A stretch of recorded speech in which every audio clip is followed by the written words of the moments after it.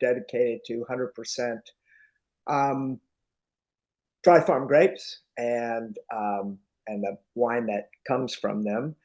We have a website, deeprootscoalition.org, and I think Lucas was going to put a link to that on here, where you'll find a lot of articles on dry farming and that are helpful, and maybe more importantly, links to all the members. We have over 40 members, all people who have experience with dry farming, and it has their names and how to get hold of them. And most of them are happy to share information with you, because all of us have been through this, and we know how difficult it can be to establish a vineyard.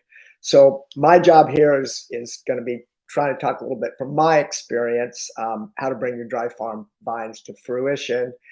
And of course, this is kind of the John Paul school of hard knocks, and it may not be everybody's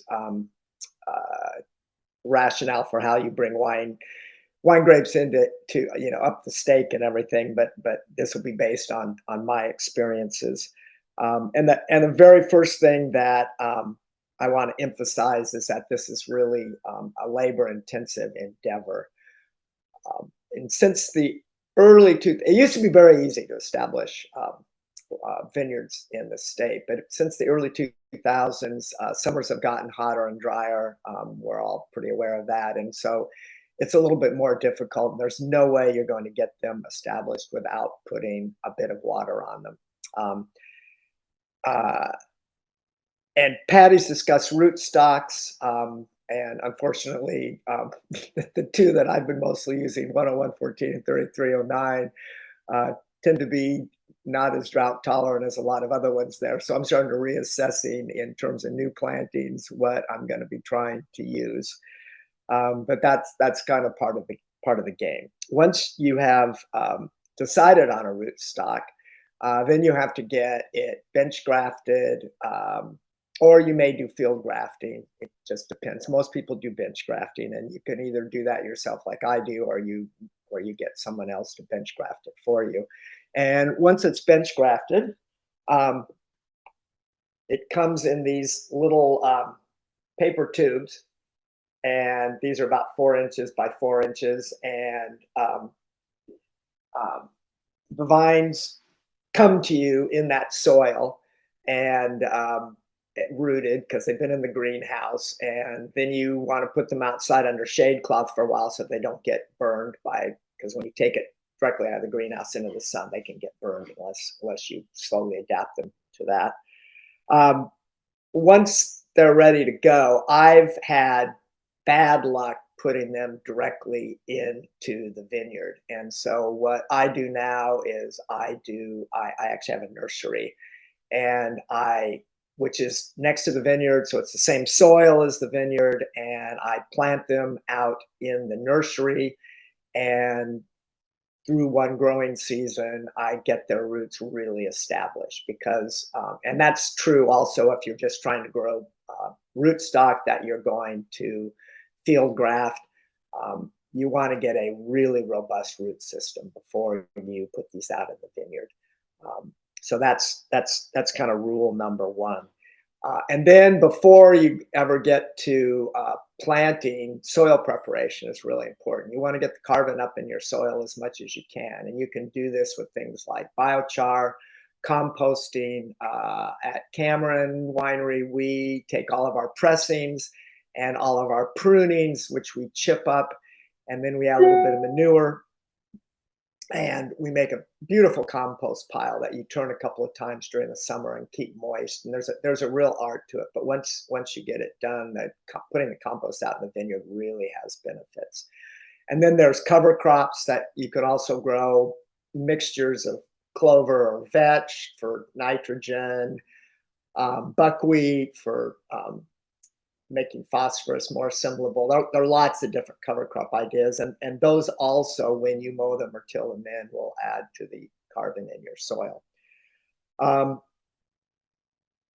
Once you're ready to plant, what we do is we auger a hole, we put some water in it, and this would be in the spring, sometime in the spring.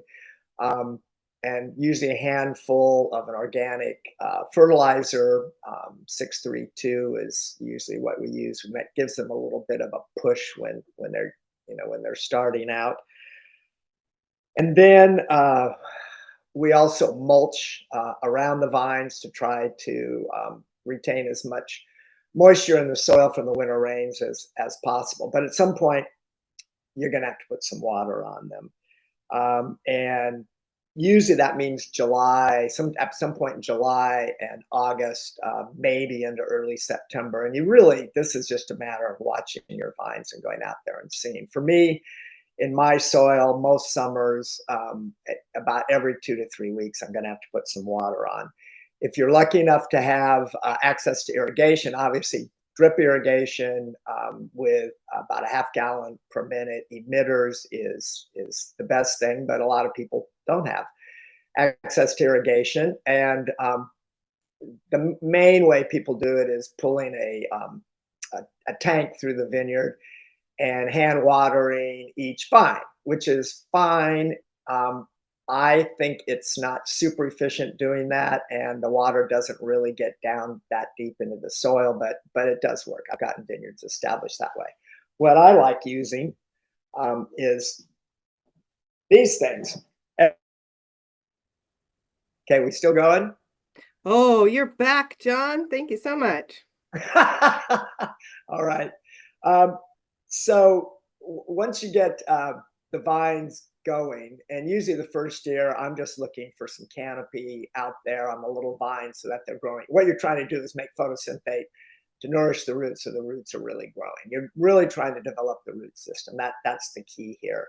During the winter, when you prune, you may prune back to 2 buds to look for a shoot the next year, but usually I find it's probably 2 years of just growing your roots and getting your vine going. At a certain point, though, sometimes second year and sometimes third year, you can do a 2 budding in the winter and then take a shoot up the stake.